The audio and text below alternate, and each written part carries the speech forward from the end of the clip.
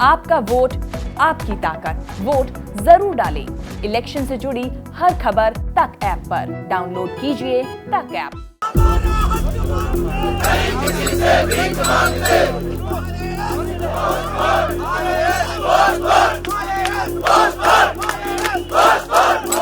भारत माता की जय, भारत माता की जय। राजस्थान लोक सेवा आयोग की तरफ से आरएस की परीक्षा आयोजित की गई थी, जिसमें प्री में जो पास हो गए थे छात्र, वहां पर मेंस की परीक्षा में डेट बढ़ाए जाने को लेकर ये आंदोलन कर रहे हैं। ये लगातार पूरे राजस्थान में आंदोलन हो रहा है। इनका कहना है कि सिलेबस में ऐड किया गया है और वक्त नहीं है पढ़ाई करने का, इसलिए पोस्टपोन किया जाए। मगर आरपीएससी की तरफ से कहा जा रहा है कि परीक्षाएं टाइम पर हो नहीं पाती है, इसलिए इस बार परीक्षाएं टाइम पर ही होगी। ये जो नाराजगी गुस्सा है पिछले कई दिनों से जो छात्र हैं, बेरोजगार हैं, वो सड़कों पर दिखा रहे हैं, मगर सरकार अपने मार्ग पर अड़ी हुई है। यह भी कह रहे हैं कि हम आंदोलन करके सरकार को झुका देंगे।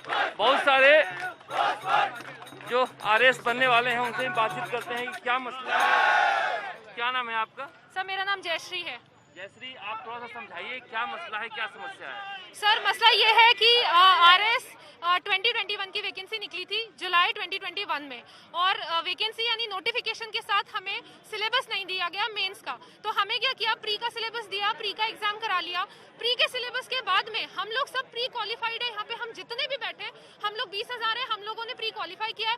तो सर मुद्दा ये है कि जब प्रीलिम्स हो गया उसके 1 महीने बाद तक हमें सिलेबस नहीं दिया गया। तो हमने जो 2018 की जो लास्ट वैकेंसी थी, एक तो यहाँ पे पंचवर्षीय योजना है, लास्ट हुई थी 2018 में, तो हमने क्या किया, उसी सिलेबस से पढ़ना शुरू किया। 2018 की? हाँ जी सर, क्योंकि नया लेटेस्ट सिलेबस था नहीं, तो हमने क्या किया, जो पुराना सिलेबस था हमने उससे पढ़ाई शुरू करी।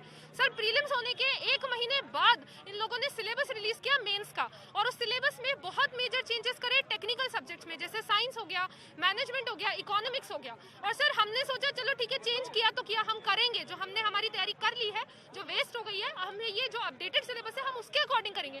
पर सर फिर उसके बाद में हमको डेट दी जाती है 3 महीने बाद की। तो सर जितना इन्होंने मेजर चेंजेस किए हैं, अब जैसे मैं आज की स्टूडेंट हूँ, मुझे टाइम लगेगा साइंस को वापस से 0 से शुरू करने में, आंसर राइटिंग प्रैक्टिस होती है, काफी चीजें चाहती है आपकी प्रिपरेशन में, तब जाके सर आपका मेंस क्लियर होता है। और सर प्री और मेंस के बीच में जैसे 3-4 महीने का टाइम है, वो टाइम हमारा मेंस का सिलेबस करने का नहीं होता, वो टाइम होता है हमारा मॉक टेस्ट का, रिविजन का, जितना हम लोग वापस से गो थ्रू कर सकते हैं उसका। सर हमको वो सारी स्ट्रैटेजी हमारी डीरेल हो गई। अब हमें क्या करना पड़ रहा है, जो नया सिलेबस इन्होंने हमें दिया है, हमें उसके अकॉर्डिंग सब कुछ, मार्केट में सर मटेरियल नहीं है। मैं इंग्लिश मीडियम की स्टूडेंट हूँ, आरएस, ये राजस्थान का जो एग्जाम्स होते हैं, यहाँ पे एक बहुत बड़ा इशू है कि यहाँ पे कंटेंट नहीं मिलता है।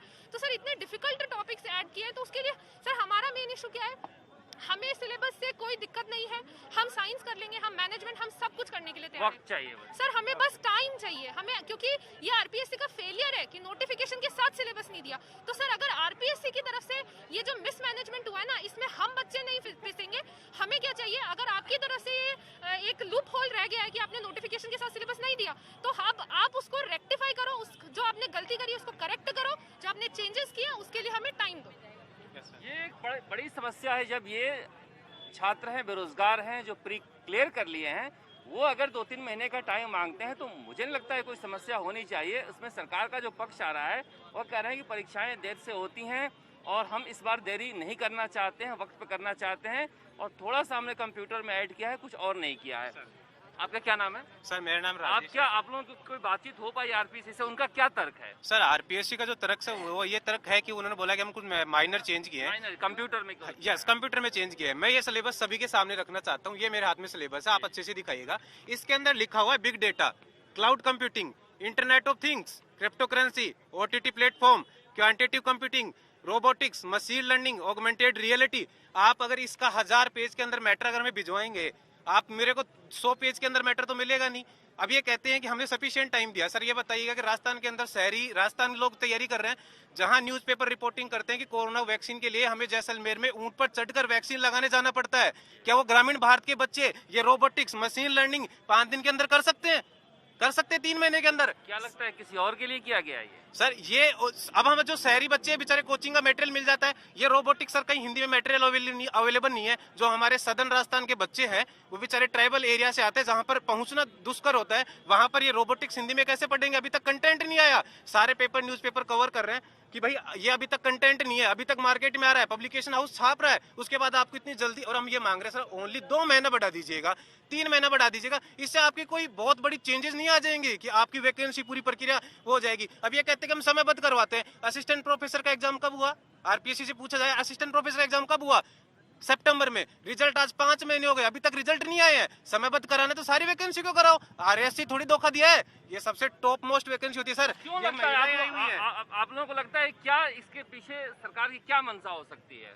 सर सरकार की मंशा है कि हम टाइम से काम करें, लेकिन हम भी चाहते हैं टाइम से हो, यूपीएससी के अकॉर्डिंग हो। मैं बस हमारा सवाल ये है, यूपीएससी 5 जून को प्रीलिम्स कराने जा रही है, उनसे पूछेगा कि ये टाइम टेबल कब आया? 21 में। कब? जुलाई में। आईएएस की मेंस की डेट कब है? सितंबर में 2022 में। उसकी डेट कब आई? पिछले 2021 में डेट आ चुकी है। तो आरपीएससी में ये रिफॉर्म आने चाहिए कि आप विज्ञप्ति के समय दें, या हमें 1 साल पहले इंटीमेट करिए कि ये जो बदलाव किए ये अगली वैकेंसी से लागू होंगे। यूपीएससी भी यही करता है, तो हमारे अभ्यर्थियों की क्या गलती है? तो ये तो अवसर की समानता के खिलाफ है, अनुच्छेद 16 के खिलाफ है, और हम यही आवाज उठा रहे हैं। कहना चाह रही हैं आप?